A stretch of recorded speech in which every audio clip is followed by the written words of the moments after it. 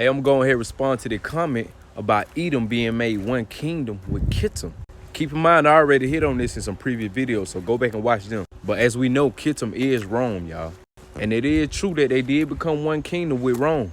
And before we get started, I noticed that you got E1B1A inside of your username. I want to ask you, if Jacob and Esau were twin boys, right? Would that mean they would have the same genetics and haplogroup? We should be able to see E1B1A within a lot of Europeans if Esau or European descent people like y'all trying to say. But watch this. Becoming one kingdom don't mean that you are one people. The scripture also say that Israel was sold with man and beast, but we still distinguishable, right? When Mashiach saw Pontius Pilate, a Roman man, did he call him an Edomite? But clearly the Edomites were distinguishable between the Romans. Let's show this. Before Edom became one kingdom with Rome or Kittim, they was already one kingdom with us as well. With historical evidence that's apparent. So check this out. During the Maccabean Wars, the Edomites were subjugated by the Jews and forced to convert to Judaism.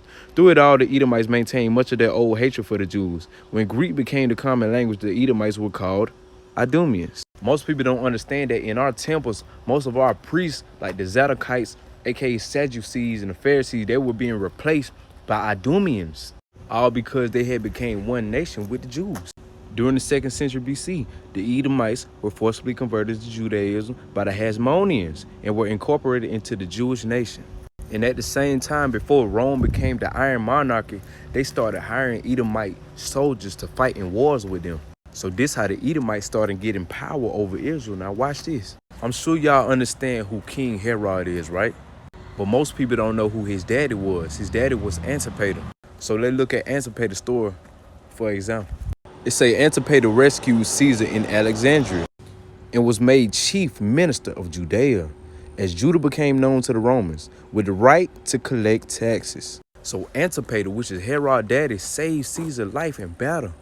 This how the Idumeans end up having the upper hand. Now watch this. So Antipater eventually made his sons governors of Jerusalem and Galilee, respectively.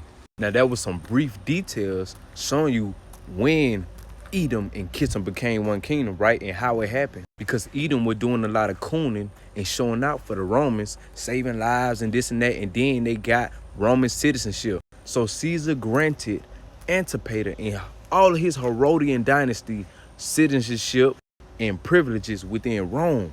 And that turned into them being the government in Judea. But keep in mind, Edom and Rome were still two different people at this time. They were distinguishable. But what y'all gonna hate to hear is your Apostle Paul that you love to read, 1 Corinthians, Romans, so on and so forth, was an Idumean himself. But guess what? I'm gonna show and prove it to y'all in another video. So stay tuned, cause I got a lot of sauce about that boy Saul of Tarsus. And if y'all so infatuated with hating Edomites, you might well hate your boy Saul.